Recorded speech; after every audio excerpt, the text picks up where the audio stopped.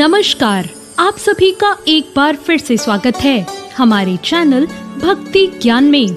आज बात करेंगे माता के चौथे स्वरूप यानी माता कुष्मांडा की। नवरात्रि के चौथे दिन माता के चौथे स्वरूप माता कुष्मांडा की पूजा अर्चना की जाती है। माता कुष्मांडा को ब्रह्मांड को उत्पन्न करने वाला माना जाता है।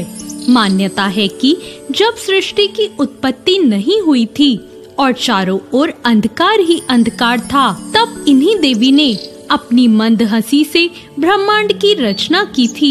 इसलिए इन्हें सृष्टि की आदि स्वरूपा या आदि शक्ति कहा गया है। मंद हंसी के द्वारा अंड अर्थात ब्रह्मांड को उत्पन्न करने के कारण ही इन्हें माँ कुष्मांडा के नाम से जाना जाता है। माता कुष्मांडा की 8 भुजाएं हैं।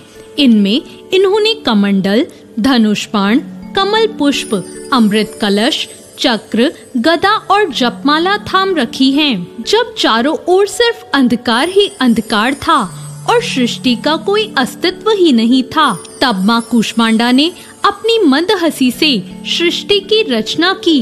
कुष्मांडा माँ के पास इतनी शक्ति है कि वो सूरज के घेरे में भी आराम से रह सकती हैं, क्योंकि उनके पास ऐसी शक्ति विद्यमान है जो असहनीय गर्मी को भी सह सकती हैं। इस कारण माँ कुष्मांडा की पूजा करने से भक्त के जीवन में हर तरह की शक्ति और ऊर्जा का संचार होता है।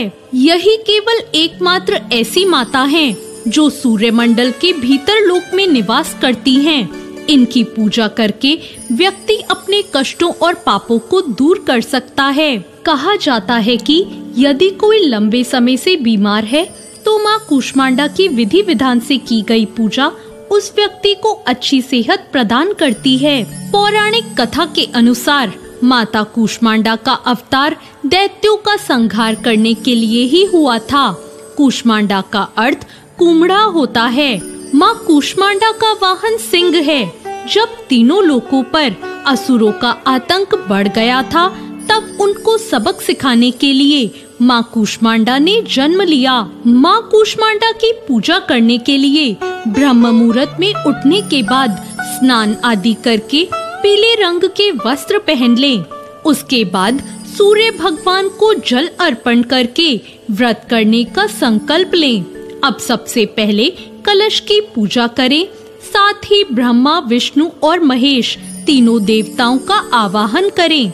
अब देवी को फूल और माला चढ़ाएं। पूजा के बाद माँ की कथा और आरती सुनें और मंत्रों का जाप करें और आखिर में माँ कुष्मांडा को भोग लगाकर उनकी आरती गाएं।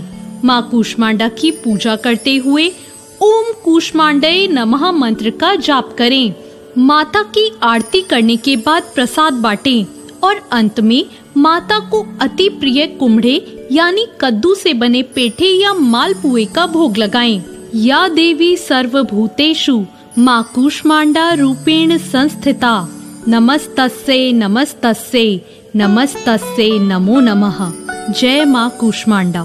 तो ये थी माँ कुष्मांडा की कथा।